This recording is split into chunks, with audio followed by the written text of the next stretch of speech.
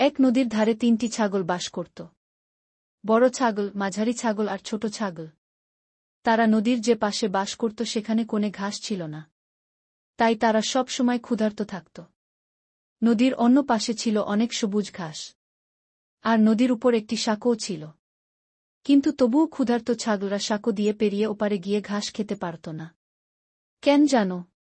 কারণ সাঁকোর নিচে বাস করত এক ভয়ানক রাক্ষস। একদিন ছোট ছাগল মনে মনে ঠিক করল সে সাঁকো পার হয়ে ওপারে গিয়ে ঘাস খাবে। যেই ভাবা সেই কাজ। সে পা টিপে টিপে সাঁকো পার হতে লাগল।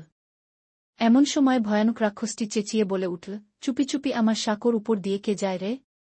আমি তোকে এক্ষুনি খেয়ে ফেলব। ছোট ছাগলটি ভয় পেলেও বুদ্ধি করে বলল, দয়া করে আমাকে খেও না। এখনই আমার মেঝো ভাই আসবে, সে অনেক নাদুস নুদুস্ক। ঠিক আছে, তুই যেতে পারিস বলে রাক্ষস ছোট ছাগলটিকে ছেড়ে দিল। সে নদী পেরিয়ে ওপারে গিয়ে মনের সুখে ঘাস খেতে লাগল। এরপর মাঝারি ছাগল পা টিপে টিপে সাঁকো পার হতে গেল। এবারও রাক্ষস ভুস করে পানির নিচ থেকে বেরিয়ে চিৎকার করে বলল, চুপি চুপি আমার সাঁকোর উপর দিয়ে কে যায় রে? দাঁড়া, আসছি আমি। আজ তোকে খাবি। মাঝারি ছাগল ভয় পেয়ে কাঁপতে কাঁপতে বলল, দোহাই তোমার, আমাকে খেও না। পিছনে আমার বড় ভাই আসছে। ও অনেক বড় এবং মোটাসোটা। রাক্ষস শুনে কিছুক্ষণ চিন্তা করে বলল, ঠিক আছে, তাহলে তুই যা। মাঝারি ছাগলটিও ছোট ছাগলের সঙ্গে গিয়ে মনের সুখে ঘাস খেতে লাগল। এবার বড় ছাগল পা টিপে টিপে সাঁকো পার হতে গেল।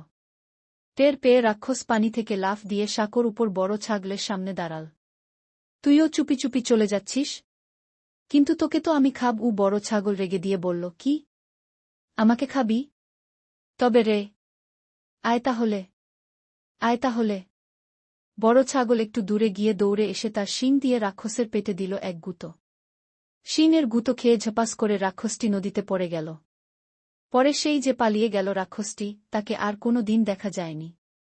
এরপর থেকে বড় ছাগল, মাঝারি ছাগল আর ছোট ছাগল প্রতিদিন সাঁকো পেরিয়ে নদীর ওপারে গিয়ে ঘাস খেত। তারা আর কখনো ক্ষুধার্ত থাকেনি।